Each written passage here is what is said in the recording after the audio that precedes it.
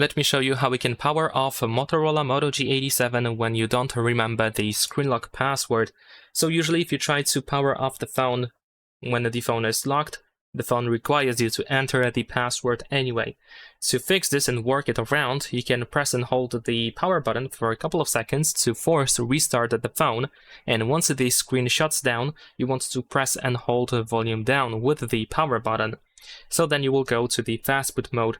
In the meantime, once I start pressing and holding the power button, I'm going to also keep tapping on the screen a couple of times just to make sure that the display doesn't actually time out. There we go. Now I'm going to press the volume down button as well. So now I'm holding power and volume down. And soon we should see this. There we go. So once you see this menu, you want to release both buttons. So this is the fast boot mode. Now over here in the fast boot mode, you can use volume buttons in order to navigate, and you want to find power off. Once you have power off, press power button in order to confirm, and then the phone is going to be off. Now I'm going to also power the phone back on just to see if we are back in the fast boot mode, but it seems that no, we actually normally turn the phone back on the next time, so you should be fine. And that is pretty much it. Leave a like and subscribe.